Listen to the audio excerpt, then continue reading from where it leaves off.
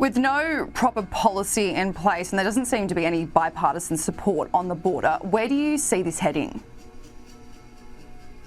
Well, I can tell you this, from the Biden administration, we consistently hear what I call being a false narrative.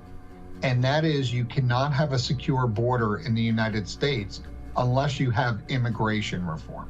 And that's just blatantly false. It's an outright lie. Immigration reform, while needed, I would argue, certainly, cannot be started until you have a secure border, I would argue. And immigration reform has been spoken about, as you all know, for many decades here in the United States, with an estimated 11 million illegal migrants in the country before this crisis. Now that we're going to be up somewhere around 20 million, it certainly is important. But I'll tell you, when the Democrats in the United States talk about immigration reform, what they're talking about is mass amnesty. And Republicans will never agree to that. So let's start at securing the border. There are policies, programs, ways to do it. History has proven that. And then approach working immigration reform with the Congress in a bipartisan way between Republicans and Democrats. The House Judiciary Committee is holding hearings into the crisis, trying to find a path forward to resolve the current border mayhem.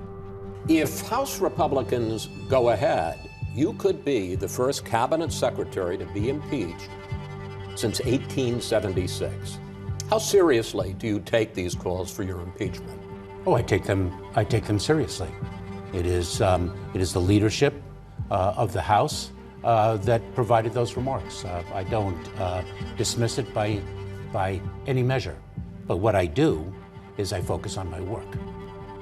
What do you think is the basis for their calling for your impeachment? Do you think you've done anything wrong? No, I don't. I think it is a disagreement over policy, and I think it is used for political purposes to continue a negative dialogue about a migration challenge that is not unique to the United States, to continue that dialogue, to uplift it for political reasons. So, Mr. Secretary, have you come to a conclusion if these House committees either request you or subpoena you as part of either the investigation or an impeachment proceeding? Have you decided whether or not you will appear before those committees? I intend to appear when Congress calls me to do so.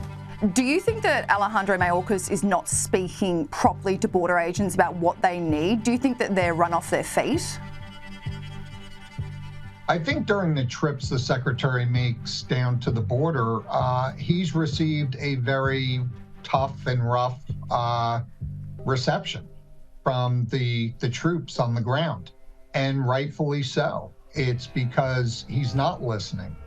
And, you know, we're talking about a Secretary of Homeland Security who was a former assistant United States attorney in the U.S., then a United States attorney, then a deputy Secretary of Homeland Security under the Obama administration, under the metrics that I told you earlier while I was there. So I know Alejandro Mayorkas. He's a very smart man.